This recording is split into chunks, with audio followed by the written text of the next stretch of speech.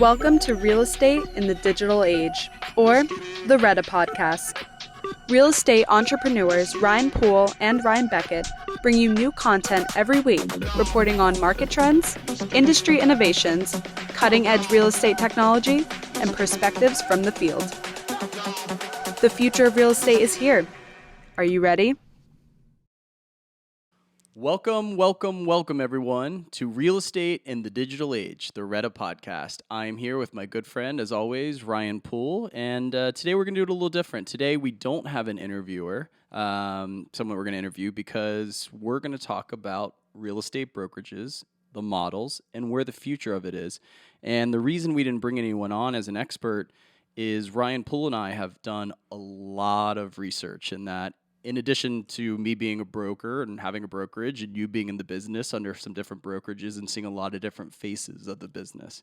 So this was your idea. You're excited about that. I am too, but tell us why you're excited about it. Yeah, no, I'm excited about this one, Ryan, because as an agent, here in my career, I've worked for a number of different brokerages, and I've spent now 20 years into this, and I've seen some importance of these different models, how they can help agents, how they can empower agents, what they're doing, what's coming out of Silicon Valley. And I think it's very relevant, obviously, to the listeners, because there's a lot of tech now that's being leveraged with these brokerages to help agents and the brokerages succeed. And we want to, discuss those. Right. And I think just as someone's going to work with a financial advisor on their 401k or their college fund for their kids, they don't know in the weeds Morgan Stanley, Fidelity, or Northwestern Mutual per se, but they should have a general high-level understanding when they're hiring someone to deal with the most important and often emotional investment of their lives, No, of course. I mean, you're just talking about stock brokerages, and look at what Robinhood did. Right. So, similar things now are coming with the real estate brokerage model as well. Yeah, and I think what might be apropos is just real quickly give them another little rundown of your background, how you started in asset management and all that. So they have, and I'll do it too, so they have a little context for it. Yeah, no, I've been in real estate here as an active agent for over 20 years, actually 24 to be exact, and worked for a lot of boutique brokerages, worked for developers, and then when the market crashed back in 2008, started a partnership in a asset management company that helped hedge funds and local banks navigate the crash and all their distressed assets. And then, of course, worked for Keller Williams, some big box brokerages, some other boutique brokerages. And now with very luckily here, a very tech-forward brokerage, Bit Realty. Yeah, excited to be with that, and here discussing these models, of how really they can, benefit agents. Pretty much, my big thing is set up a way where everybody can win. Right, and were all of those brokerage models set up for you as the real estate advisor similar, or they were different structures based in the context of what you were doing? Yeah, I think, having been in the industry, earlier in my career, they were all pretty set up the same, where they took a percentage of basically every sale that you brought, whether they were your own clients or their clients.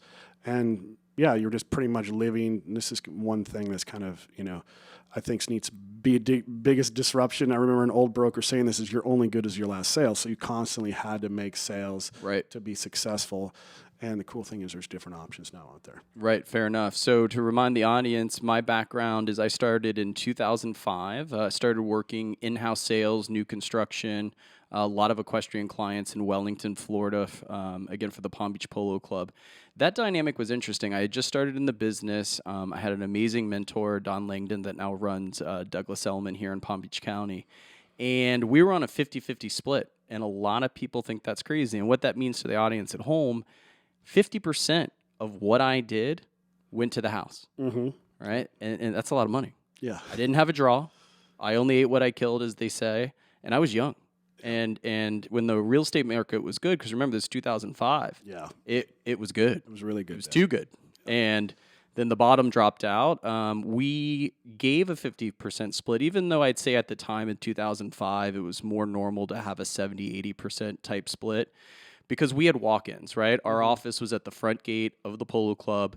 People would pull up and walk in because they were generally interested in buying a house in the Polo Club, right? And we had exclusive listings on new construction. So we felt that deal was equitable, right? Yeah. Because if we weren't there, we wouldn't be getting those leads and that stuff. So from there, once the market changed after the recession, me and two people I worked with, we went out and looked to fly a franchise flag. So we applied for a Sotheby's franchise, very well known, great brand recognition. And we decided and got awarded a Sotheby's franchise, which we named Equestrian Sotheby's. And that was great. Started with the three of us. We scaled it to 23 people. And then I got to a point where I felt like it had kind of hit its level of growth. Even us as the founders, the three of us, we were on a 70-30 split. We had what's called a graduated GCI, meaning that every fiscal year, based on your progression, it would slowly bump up, from a 70 to 75 to an 80, and then would reset at the end of every fiscal year because we as a franchise had to pay corporate a 6% royalty on everything. And then an additional 2 points, so cumulatively 8% was our overhead before we did anything. Before we did a sponsorship at the horse show, before we got our fancy commercial office space and did all the build outs and, hired an admin, whatever. So we kind of had to stick to that because what's the point on the other side of being in business if you're not, if you're not making money? So that worked then. And that was probably 2014, 15, I'd say, more or less. And I left, started Bit Realty while I was going to grad school, just started scaling, stoked to have people like you that are also forward thinkers and have you in the foxhole. And as a result, this is what we're bringing you, the audience. We've done a lot of due diligence, a lot of studying, a lot of reading, a lot of interviews with a lot of different companies that are coming out because I say as a brokerage owner and a broker, it's candidly a scary time to be in the industry and an exciting time. And, we've brought this quote up offline, but when asked what made Wayne Gretzky such a phenomenal hockey player, his answer is, well, most hockey players skate to where the puck is. I skate to where it's going to be. Yeah, I love that quote. And there's cliches for a reason. And that's a great quote because that's what I'm trying to do. I signed a franchise agreement with United Franchise Group doing all my consulting.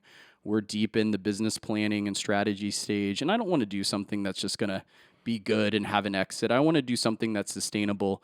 The reason I didn't name my brand after me, like a lot of these real estate companies, is I didn't want to inject my ego in the brand. I want to do something that's good for all. Sometimes that's not best in the short term, but I have found my time on the earth that's usually best in the long term. So what would you say in terms of all the stuff that we've studied? Do you want to start with the most exciting that we agree on, or do you want to give a little bit more color how Keller Williams does since you have background on that? Yeah, I think let's outline these different models, first for the listener so they can kind of understand them and, and how they work. And first, let's go over, just because the listener out there, maybe you're a new agent, maybe your first time you're hearing about brokerages, is what does a brokerage provide value for agents, right? So the big thing is they provide some great training for you. Right? They provide some new mentorship. That was very crucial when I got first started. And same with you got first started in the business. And you do pay a higher split of the commission with them. Big thing too nowadays, this is a big one, is they provide tools. Right? To be a successful agent, you need to have what's called a CRM, which client management system, right? That you have to use to keep track of all your leads, when to call them, when to send them emails. Drip campaigns, all that stuff. Yeah, that's very important. And then I think a big value add that brokerage, give you is the branding, right? Where people recognize that brand, where you can go into a listing appointment. Okay, I have heard of XYZ brokerage. Okay, this is great. They're part of a, some kind of network. And then the last thing I think what they provide a great value is the good ones, they provide leads. Right. Especially if you're new, you're going to need to talk to buyers and sellers. So that's what they provide, a value add for agents. Okay. That's a big one. So what do I see now is the biggest disruptors in that space, having studied a lot of them. I think the one that's kind of on the tip of everybody's tongue, and they're now the fastest growing brokerage out there, and I know a lot of the agents from there. I mean, they drink the Kool-Aid. They go out there and pound the drum on it, is EXP. EXP. Yeah, they were out like a rocket ship, but it's also important to know, although there may not be a huge value proposition at large because they all do this, is what a lot of people in the public may not know is you have to have your real estate license with a broker. They make you legal, right? Yes. And you can't be a brokerage. There's some difference in state law depending on which state you're in. But for example, in the state of Florida, it's 2 years, right? Yep. You got to have experience, and then your license has to be. So that's something that you have to be with a brokerage, just so the audience at home Yeah, knows. I know that. we gotta remember who we're talking to, a broader audience. Yeah, so EXP, I'm glad you brought that up. So they've been out like a rocket ship, and they're publicly traded, and they've done pretty well. I haven't watched their stock price recently. I think they've done a lot better than Compass. But Yeah. what do you attribute as to their growth? Yeah, so like I said, I've talked to a lot of the agents, I've studied their model of what they have, and their biggest thing is, you can kind of look, is it a positive and a negative, because they have a multi-level marketing system. Right, which is polarizing with some people. Which is polarizing, which can be a bit negative thing for a lot of people. But what they do is they incentivize agents to recruit other agents to the network. Right. And what they do is they basically have a revenue profit share model where they share them with people that you recruit, and then actually their people that they recruit, and so on and so forth. And they actually go, I think it's 7 or 8 levels deep. Yeah, I think you're correct. Yeah. That they pay out on this revenue share. And then another big thing that they do, and this is kind of a big one because they sit there and show you on their phones, the XP agents, is they share stock. Okay. So they're allowed basically to give a discount on purchasing the stock, and if you hit certain metrics inside their system, number of volumes or closings, the corporate shares stock with you as well. Interesting. And is this correct? It's my understanding that more or less, with some big differences like the stock, they basically took what Keller Williams did and added lighter fluid to it, right? They didn't throw the baby out with the bathwater per se, but Keller Williams has a similar model, right, where it's the multi-level marketing, and both have a split where you cap out, because I don't think a lot of people would understand the cap. Yeah, let's talk about the cap. And I've worked for Keller Williams, so I know their model as well. So, EXP and Keller Williams and quite a few other brokerages, they have a certain cap that you're going to pay as an individual agent. So right. that a lot of them somewhere between $20,000 to $30,000 per year. Per fiscal year. Okay. Per fiscal year, you reach that number, then you keep 100% of your commissions going forward. So basically, the company, whether it's Keller Williams or EXP, they knows whether it's EXP or Keller Williams. They know from 18,000 to 21,000. That's where the realtor will cap out. Yeah. And whether that's in January or if that's in December, Yep. right? Then going forward for the rest of the fiscal year, they're on 100% split. So on the company side, they know what their max they can earn on each Correct. agent of theirs. Okay. Correct. Interesting. So, yeah, and the thing about, whether it's revenue share or profit share, there's different ways they can do it. The office can have certain, expenses, and it's hard where the office maybe makes that profit, where then do they really share it with the agents? I mean, Right. there's, some things that I think EXP model of actually sharing shares of stock is something that's a little bit more tangible. I mean, Right. I remember EXP agents showing me their phone when when EXP was doing really well and how much their stock was worth. Right. That was something, and obviously when you're an owner in a company, technically usually what happens. Yep. And I think before we go to the future, what we're going to get into a little bit later in the conversation, we'd be remiss if we didn't bring up Compass. Yes. Right? Yeah, Compass is definitely on the list. You know a lot about Compass, Ryan. I know Why don't you speak to that? So Compass was a kind of a, I guess you wouldn't be accurate to call a Silicon Valley darling, but they were a tech darling. Started in New York City. I've been watching them since the inception, and I thought they were interesting in the beginning. They were starting in New York City in all the different boroughs, and there's a lot of rentals in New York City. Unusually a lot of people rent. And they were using AI, as I understand and recall, to help find rentals. And I was like, whoa. Remember, this is like 6-7 years. This is a while ago. Yeah. And I was like, wow, that's interesting. These guys are really trying to be disruptors.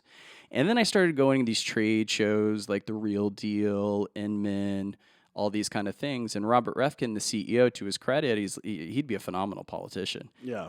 And I heard other CEOs of the other big brands be like, well, Robert, how are you different than any of the rest of us? Because as time has progressed, you look more and more not like a tech company. You just look like another brokerage that says you have tech. So, but then they kept on raising money. Mm-hmm. They had Goldman Sachs people, a lot of SoftBank money. Yep.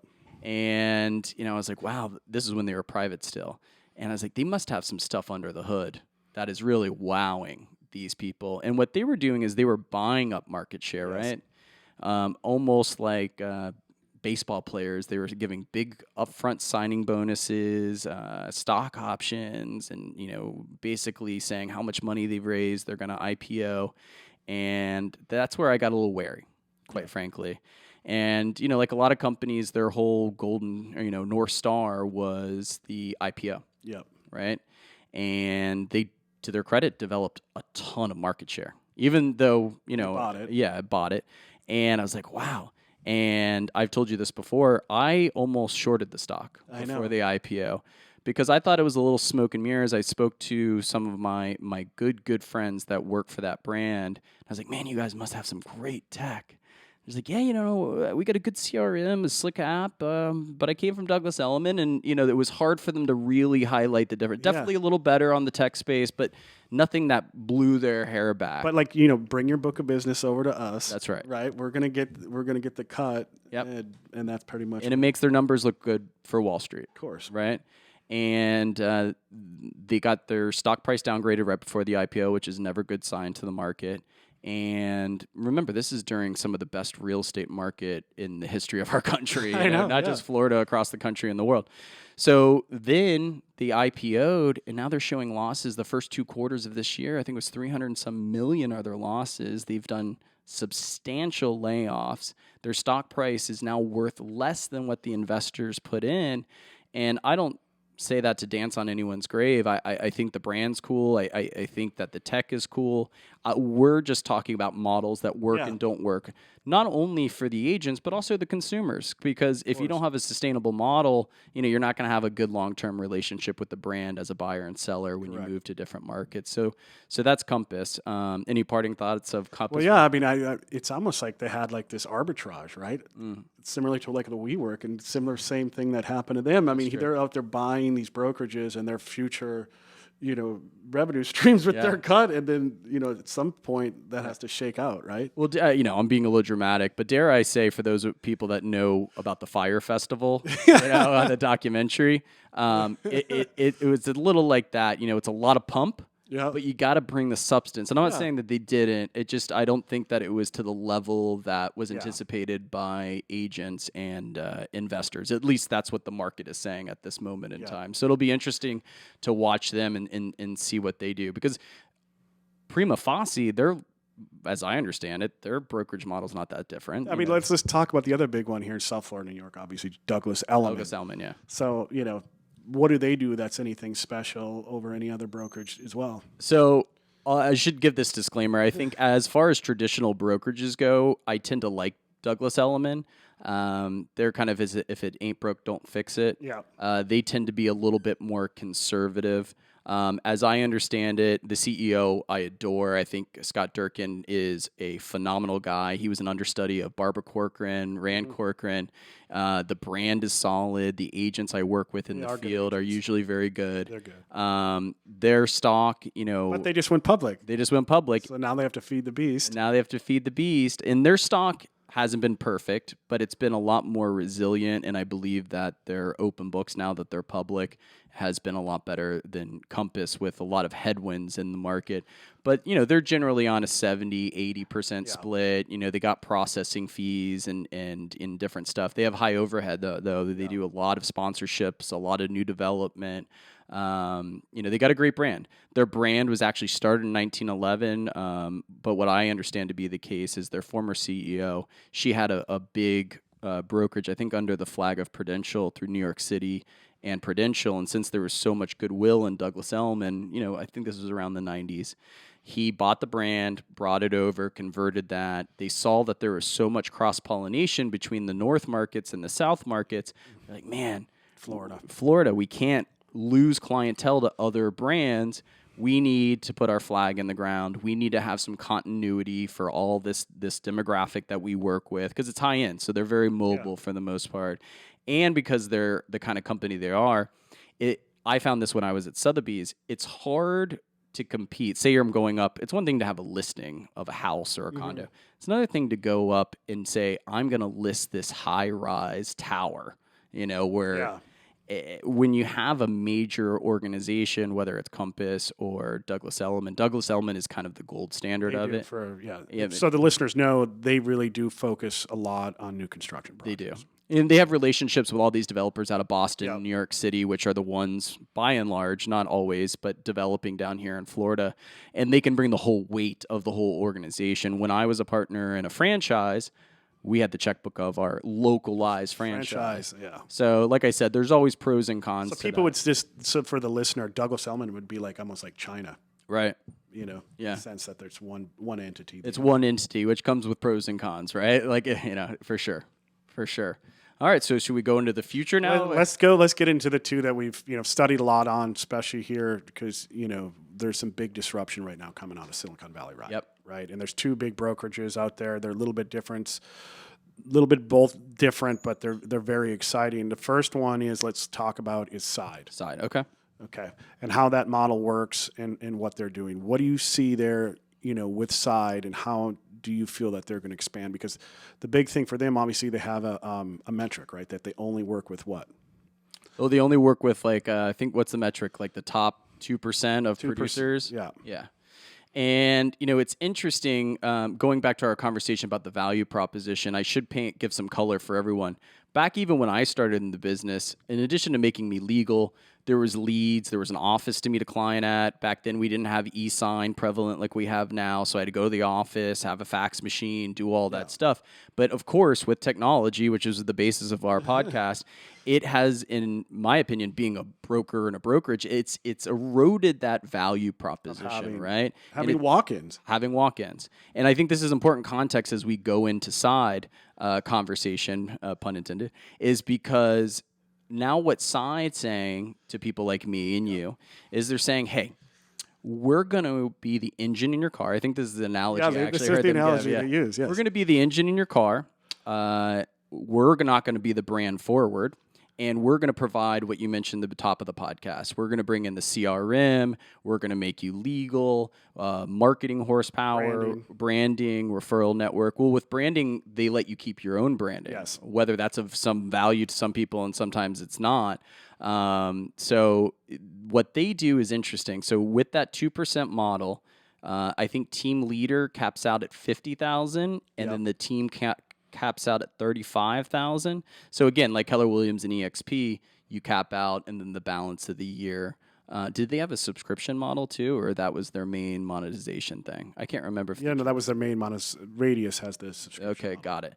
So it's interesting, and being in somewhat high end in the equestrian thing, I have a lot of contemporaries in Miami, Palm Beach, the Jupiter areas that had told me about Side reaching out to them. I was like, man, I need to look into these guys. And how much money did they raise? I think they're hundreds of millions when we looked on Crunchbase. And per usual, they're gearing up for that IPO, right? Yeah. So they're trying to do it. I mean, it's compelling.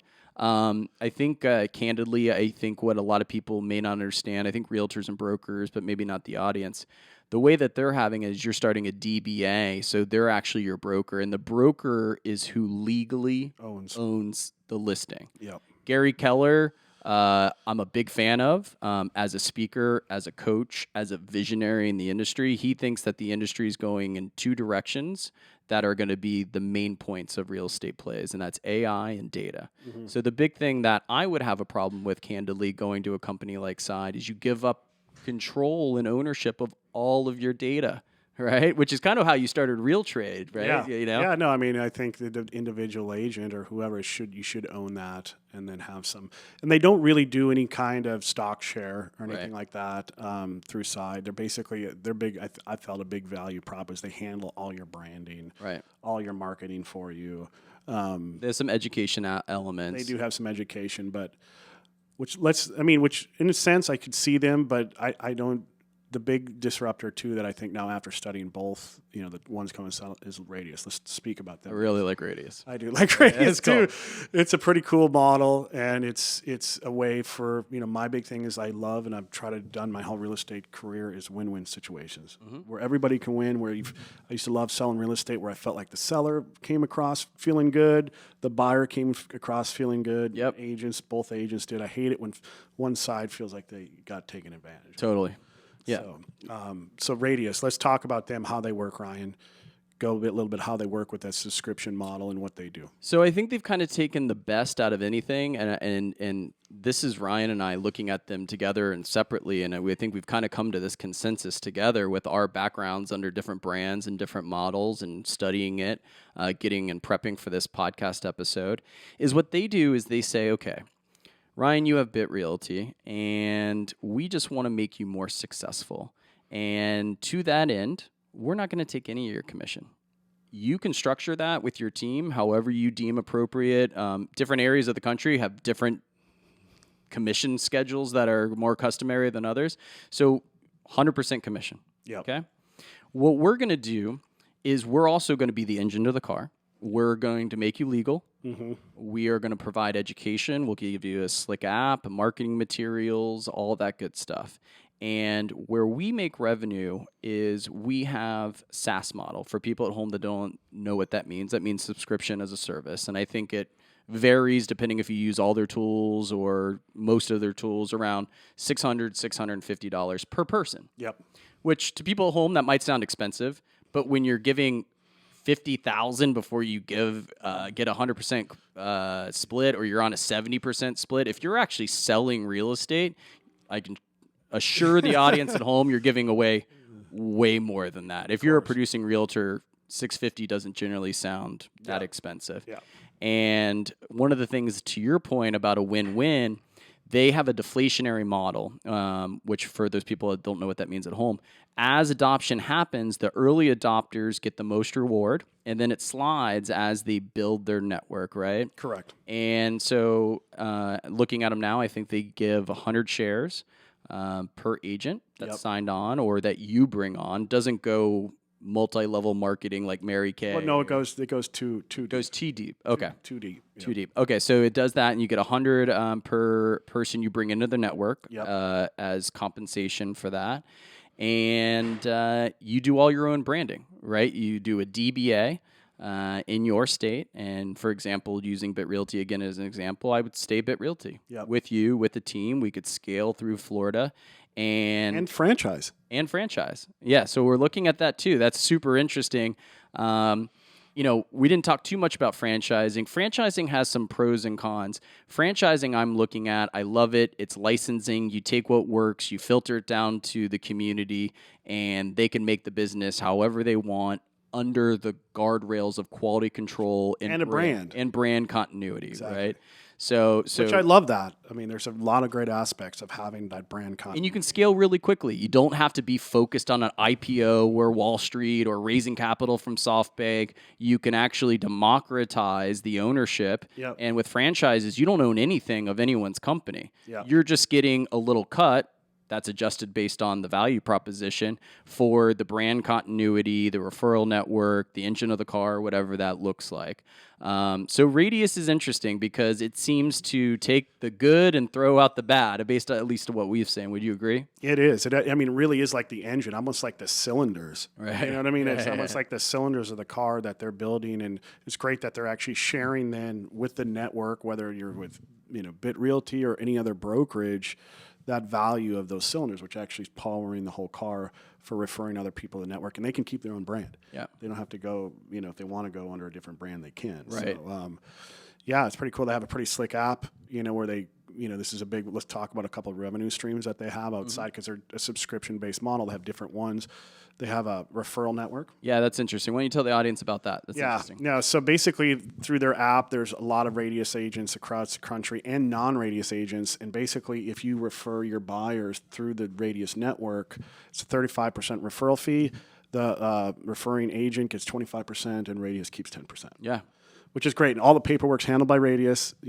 People know they're going to get paid when they refer. And then, of course, the referring agent now is on Radius. They're scored on the referrals, and they're kept track of so that people know that they're trustworthy to give referrals to. So that's their main revenue model, is the subscription, and then what they're cut on helping with the referral. Helping with the referrals, yep. They don't have any kind of marketplace, or they don't have service providers there. But another thing that they, that they offer is they do have some great training that they have through the app. Right, the education. Education pieces that they have, allowing different, brokerages to give training, which is pretty cool. And I think one of the co-founders is Zillow, Spencer Raskoff. I think he's an investor, and he's on the board of Radius, right? He's on the investor. Actually, Radius started 2014, though. Wow. It's been around for a while, but they've gotten, obviously, Silicon Valley. Well, we know how startup life goes, right? You got to adapt. You got to grind, and you got to go. You got to go, and you're just going to be pivots along the way. So, yeah, it's very, very interesting to see what they're doing. So that would probably be the big disruptors that are out there right now. And so, all of this said, what do you think the future of real estate is? Does it look more like a Radius? Do you think brokerages are going to go away? What do you think? Yeah, I mean, this is it's something that I've thought about a lot. Is the industry going towards more agent centric, where the agent is the brand, or is it going like, hey, it's great to have brand continuity and it's something recognizable across the whole country to scale? I'm seeing kind of like a hybrid of both, right? That I could see for both places there. So, but I think it is important for allow people, if they want to do their own thing, to be able to do their own thing. Right. Because at the end of the day, the audience might know this, might not know that all realtors are just independent contractors. I mean, we're like not employees. Exactly. We're like the original entrepreneurs. Like it is. It's pretty incredible when you think about a real estate agent going out there on their own and doing their thing. They're entrepreneurs at the end of the day. Yeah, bringing up Spencer Raskoff made me think of a quote that I've repeated a lot, and I believe and know to be true being in the industry and where I sit. He said that real estate is an industry with a low barrier to entry and a very high barrier to success. Yeah. And what I mean by that, I think in most markets, it's the 80-20 rule.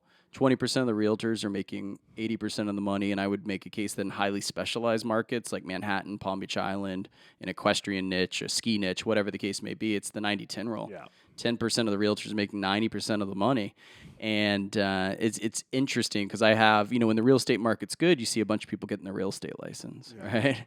And when they get their real estate license, you see they're like, wow, it's not as easy as I thought. I saw a check my realtor was getting, and I thought that was easy. I'm like, yeah, but what you didn't see is the 2 months of work that the guy busted his butt off, and he didn't get paid anything. Yes, and spent a lot of his own money. I mean, it's crazy, right? I mean, to not get the listing or thing not sell or whatever happens. But, states have regulations and Florida statute, but not on business models per se. You have RESPA and things like that, but it's a free market.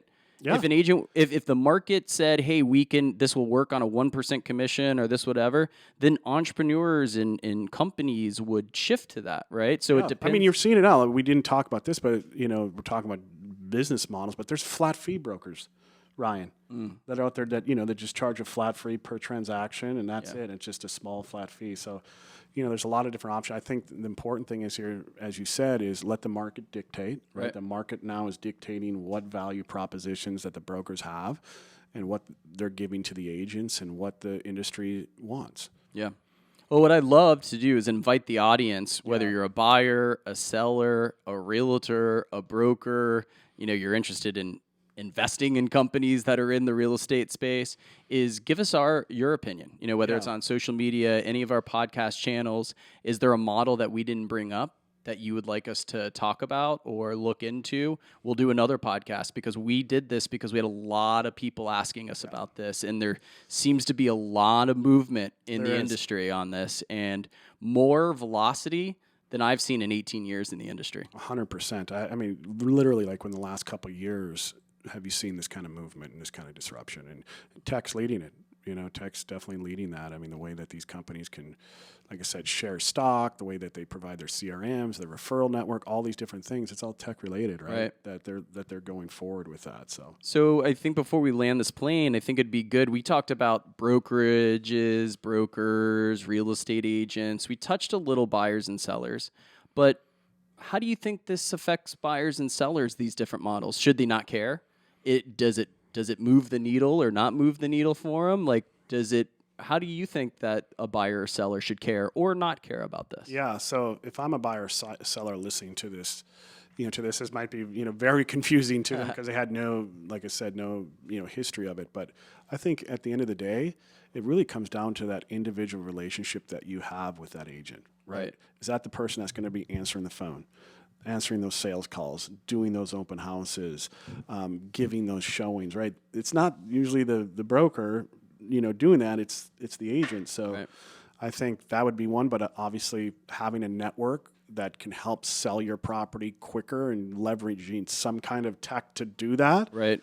it's a big value proposition. It is. And I think most buyers and sellers would agree, hey, so long as I do it and I find my home and I don't step on any landmines, the seller, so long as they get my home sold Quickly for the most amount of money. for the most amount of money, like those are the main metrics that they're obviously going to care about. So it'll be interesting to see. It's one thing to say, oh, this business model, it's so sexy to do it like this. But if the sellers don't like it or it's not effective, most importantly, then it will not work, basically. So that's what I would say. If you're looking at, that's a great, if you're looking at these different models of your buyer sellers, like, are they going to sell my property quicker for more money? If I'm a buyer, are they going to give me access maybe to something that I'd not seen online? Right. That could be a big one, right? Right. They're going to have, help me get a better deal. Yep. So I think that's what they care And we've been talking about this, brokerages sell properties in every kind of market climate, not just great real estate market climates. And we have some hubris and we've been a little spoiled because the market's been fantastic, arguably too fantastic. Yeah. And it's interesting to see how short people's memories are, because if we do go in an economic downturn and it shifts from a seller's market to more of a buyer's market, now you have a different opinion, right? Because now you want the seller, when it's easy to sell a home. Anyone can put it on. Anyone could put it on MLS and, get it sold. But when you have a high supply and the market's shifting, then you want an agent that's listing your home for sale to really stand out in the crowd. Exactly, and leverage the best tech and the biggest networks and put it in front of the most people, which I think, Radius, let's mention it, Real Trade as well, is like, hey, there's a network there that they can put your property to instantly. It's just not putting it on a searchable MLS where the people have to be like, proactive of searching for that certain, the certain properties, literally like pushed to them. Got it. Well, that's fantastic. This is just a perfect example of these conversations we have offline that we hope provides value to the people at home. Is there anything you can think of that we left out? No, it's good. Like I said, you mentioned that. Let's get the conversation going. If you have some feedback, feel free to share it. Definitely share this with your colleagues, right? Yeah. In real estate, share this awesome podcast with them. We'd love to have a great discussion. We love disruption. We love, tech here on the REDA podcast. So yeah. And if you have your own model, you work for a model you want to come on and talk about, we're taking guests on the podcast. If you feel like there's a compelling case to make, if there's something you'd like us to address on a future episode, just let us know. And in that vein, the REDA podcast at gmail.com. We're on pretty much all of the podcast platforms. So smash the like button, subscribe, and please do us that favor of sharing the podcast, because if it's a value to you, it'll hopefully be a value to the industry at large. All right. Awesome, Ryan. This has been a good one. That's Thanks. a good one. Thank you, guys. Let's get it. Let's get it. Let's get it.